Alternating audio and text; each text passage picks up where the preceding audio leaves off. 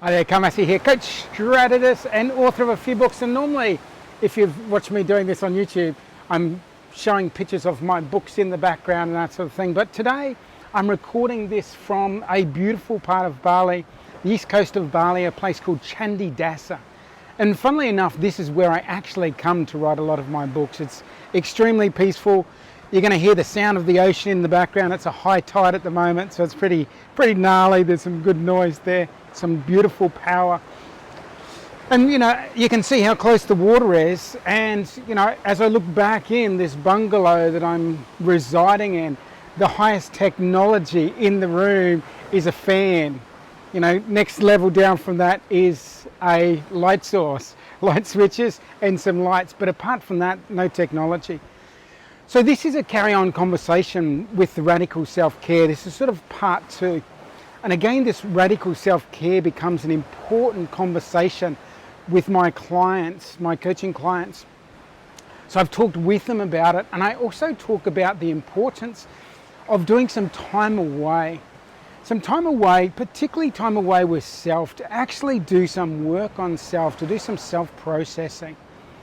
And I'm very, I'm strategic, I'm very practical about these things. So, I make a point of maybe every, say, couple of months, taking a step back, asking my beautiful partner, Ferry, if I can duck off for a couple of days by myself. And then I come to a particular place that I know is quiet, secluded. It's got a beautiful energy about it. And I come here and I do this work. I do this deep inner work. And this space and place here has just got a little deck thing. I look out over the water. And one of the things with, looking out over something where there's no obstacles in the way, there's no buildings in the way, there's no whatever, it allows my brain to be a little bit more expansive. My brain needs to be less hyper-vigilant about threat and risk and that sort of stuff. So it allows more attention, energy, blood flow to the frontal lobes, to the upper reaches of my brain. And I really want to pull my attention over to the right hemisphere of the brain, get more in this imaginative space.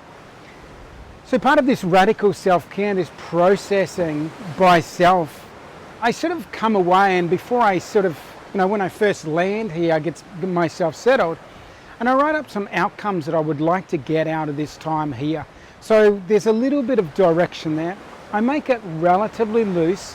Like, one of my outcomes is to deeply relax, to take it easy, to slow down, to get some broad perspective. So that's part of it. So it's not just all go, go, go. But I have some outcomes that I want to get out of this. And for me, for this particular one, I wanted to explore joy. For me, myself personally, and also for my clients, the idea of how can we raise our level of joy? What are the things that add to the raising of the joy, and what are the things that take our joy down? So I want to come here without distraction and really drop deeply into that to really understand what it means for me.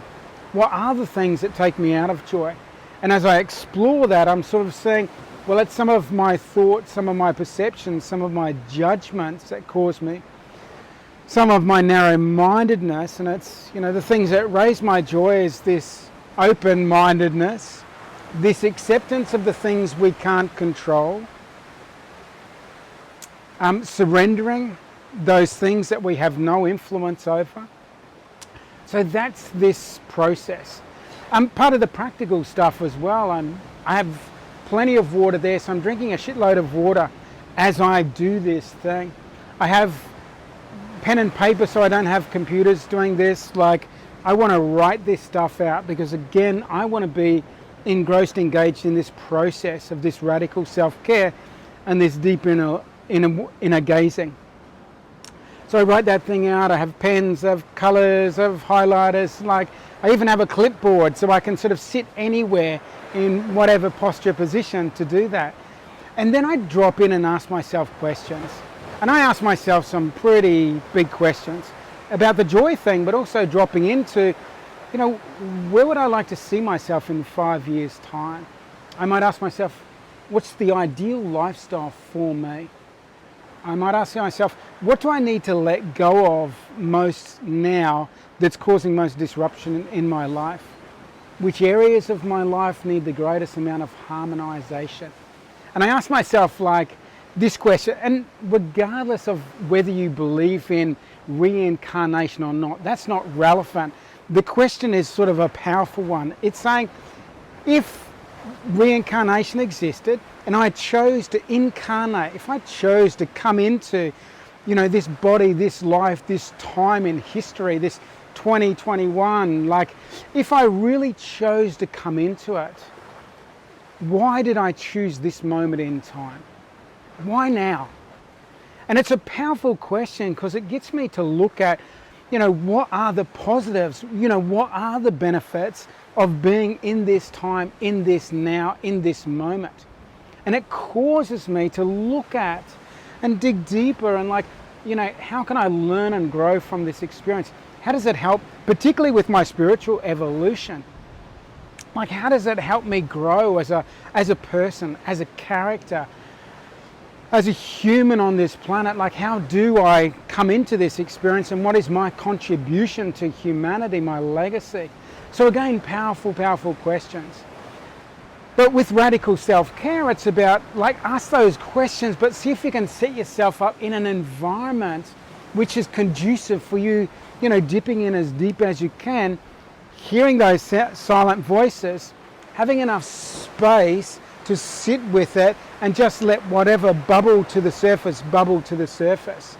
So less time constraints. So I've got this whole day today by self with my pens and my clipboard folder and my bottles of water, and I've got some turmeric juice I'm drinking. I've just finished the coconut water and I'm just in this space. And again, the idea of processing our stuff is so, so important. As a coach, it's one of the key things I work on. And, as therapists, it's like processing this stuff. So, particularly stuff from the past, doesn't drain energy in this moment.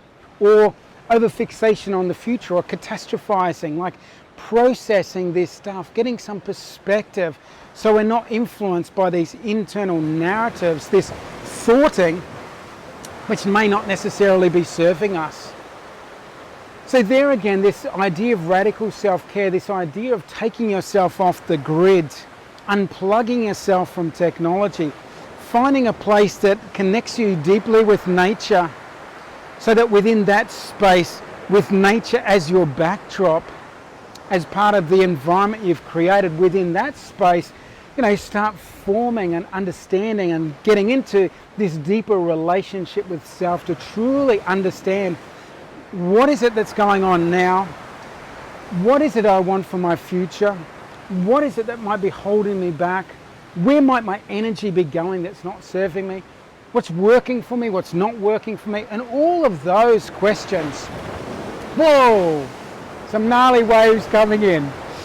So again, if you've got any questions, if you'd like to go deep on this, and I might even, on my website, carlmassy.com, in the podcast section, when I post this video, what I might do is put a number of questions in there as well. So you've got a few of those questions to draw on. But again, it's just seeing what pops up, like what's relevant for you in this particular moment in time. So again, thank you for joining me. Details down below, carlmassy.com, if you'd like to reach out, if you'd like a hand with anything. Make sure you check out my latest book, Decision Making Mastery, so important in this day and age.